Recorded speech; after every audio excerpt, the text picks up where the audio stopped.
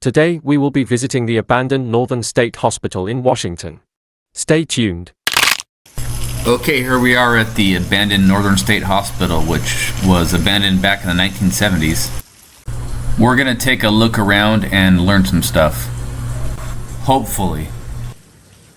Northern State Hospital is a historic hospital campus in Sedro-Woolley, Washington. It was originally opened in 1912 and closed in 1973. It is listed on the National Register of Historic Places. It is located 4 miles northeast from the city and sits off of Washington State Route 20. The hospital was built to serve those who were found to be insane under the local superior courts. In 1913, 4 more ward buildings were commissioned to house patients. By 1915, the hospital held around 485 patients. By 1917, the hospital consisted of 10 buildings and held about 750 patients. 70 staff were employed at the hospital, with 46 of those being attendants. The patient-to-attendant ratio was 1:16. Okay, so there were a few incidents over the years. In 1921, a hospital attendant was murdered by a patient with a razor. In 1922, another patient was also murdered in his bed, also with a razor. Later on, a patient was supposedly beat to death by an attendant at the facility.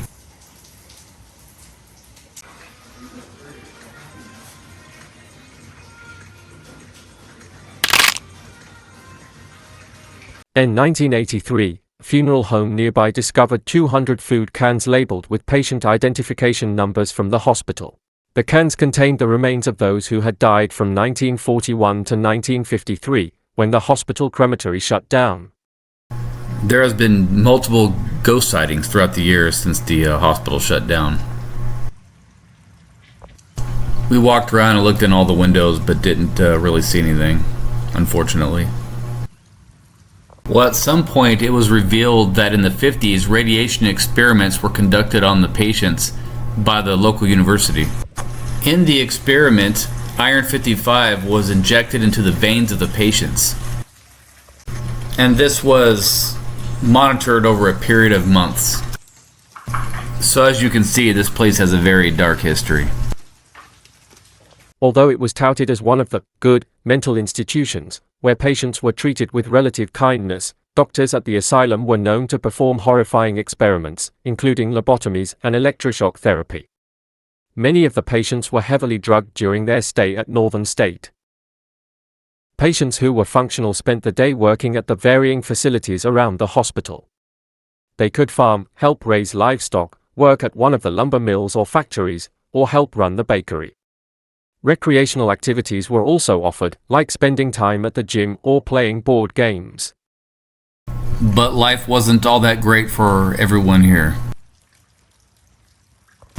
Most who were admitted into the asylum were not actually crazy at all. Rebellious teens, depressed young adults, and women going through menopause were often sent here. Well, thankfully we live in a time now where mental health institutions are much better. Okay, we're out in the farm area now where the patients used to work and keep busy. This is my son messing with me, running in front of the camera. Well, the farm fields were designed to provide fulfillment in such a depressing setting for these people. They were left abandoned many, many years ago. I guess I'll never understand why people graffiti things. It's just awful.